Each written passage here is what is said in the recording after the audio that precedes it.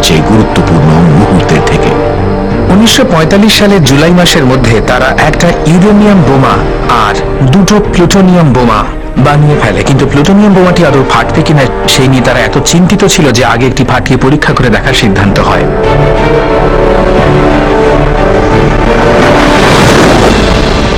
সাধারণত এগুলোকে ডাকা হতো গ্যাজেট বলে।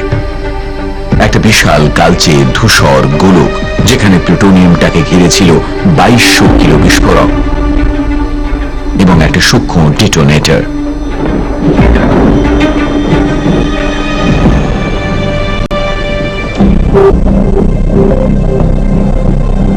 দড়িটাকে সাবধানে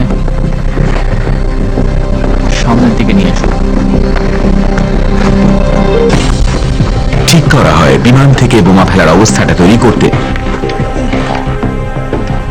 এই গ্যাজেটটাকে 100 ফুট উঁচু স্টিলের টাওয়ারের উপর তোলা হবে। এই সময়ে পরিস্থিতিটা ছিল প্রচন্ড চাপের। তারা জানতো যে তত্ত্বগত দিক দিয়ে এর নির্মাণে কোনোই ভুল নেই, কিন্তু একটা ছোট সংযোগ এবং বিশাল আকারের বলের সাথে লাগানো হাজারো তারের মধ্যে যে কোনো একটি তারা কি ঠিকমতো কাজ করবে? বোমা না ফাটার সম্ভাবনা ছাড়াও ওপেনহাইমার এবং তার দলের আরো একটা বিষয় নিয়ে চিন্তা ছিল, যদি ফাটে তাহলে কি হবে। ওরা এরকম একটা সম্ভাবনার কথা উপলব্ধি করেছিলেন যে পৃথিবীর বুকে একটি তারা জ্বালানোর সমস্ত ফলাফল তারা এখনো ঠিক বুঝে উঠতে পারেননি।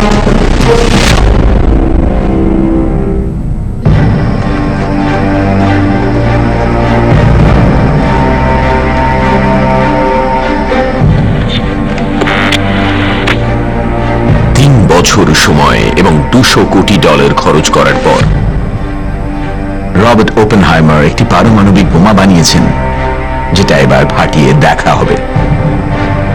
সেই রাতে ওপেনহাইমারের সবচেয়ে বড় চিন্তা ছিল যে ইমপ্লোশন হয়তো কাজ করবে না আর বোমাটাও ফাটবে না। যেটা আগে কখনো করা হয়নি, সেটা করার চেষ্টা করলে প্রাকৃতিক জগৎ কি শিক্ষা দেয় তা আগে থেকে বলা যায় না। 10, 9, 8, 7, 6, 5, 4, 3, 2, 1.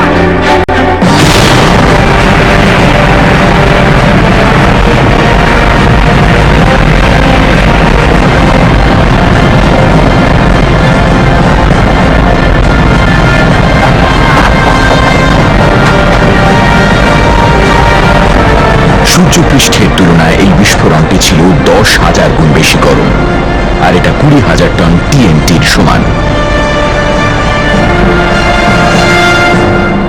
ওপেনহাইমার বানিয়ে ফেলতে পেরেছেন বিশ্বের ইতিহাসের সবচেয়ে বিধ্বংসী অস্ত্র।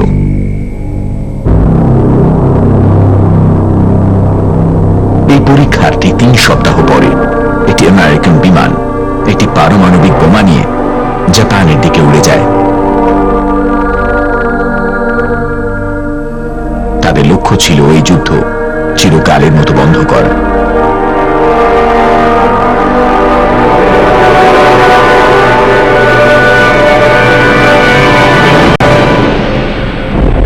President Harry S Truman 6 August 1945। পৃথিবী মনে রাখবে, প্রথম পারমাণবিক বোমা হিরোশিমা নামক সামরিক ঘাঁটির উপর ফেলা হয়েছিল। আমরা জার্মানির সাথে আবিষ্কারের প্রতিযোগিতায় জিতে গেছি। আমরা এটা ব্যবহার করেছি যুদ্ধের তীব্র মনোবেদনা কমাতে, আমেরিকার হাজার হাজার তরুণের জীবন বাঁচাতে। মজার ব্যাপার হচ্ছে হাইজেনবার্গ বলেছিলেন ওরা নিশ্চয়ই মিথ্যে কথা বলছে, ওদের পক্ষে এটা বানানো সম্ভব না, ওদের এই বোমা বানাতে পারার কোনো সম্ভাবনা নেই, এটা ভীষণ কঠিন। আমরা এটা নিয়ে সমস্ত অঙ্ক কষেছি, আমরা জানি দ্বিতীয় বিশ্বযুদ্ধ চলাকালীন কারোর পক্ষে পারমাণবিক বোমা বানানো সম্ভব নয়। 3 দিন পরে দ্বিতীয় বোমাটি ফেলা হয় নাগাসাকিতে, যা শেষ করে দ্বিতীয় বিশ্বযুদ্ধকে।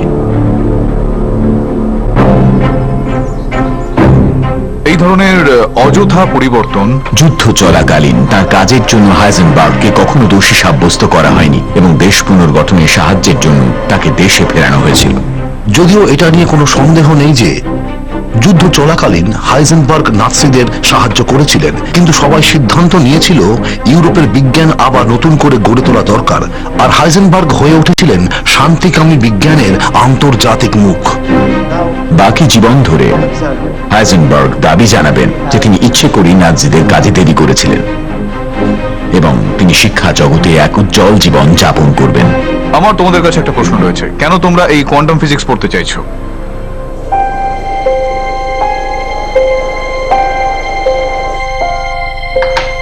ওপেনহাইমারের নাম হয় পারমাণবিক বোমার জনক।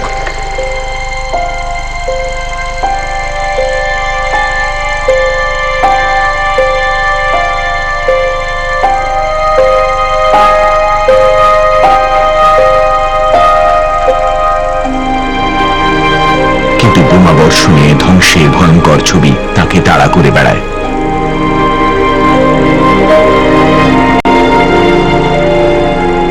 আর এটাই সারা বিশ্বের সামনে এখন আতঙ্ক হয়ে দাঁড়িয়েছে।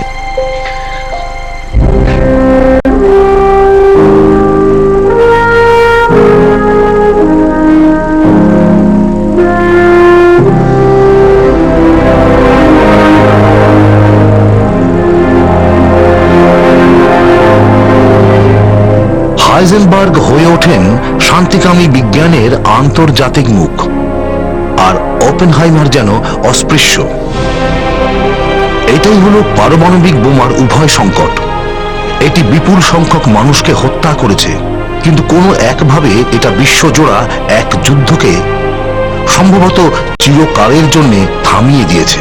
এটা একই সঙ্গে আশীর্বাদ এবং অভিশাপ।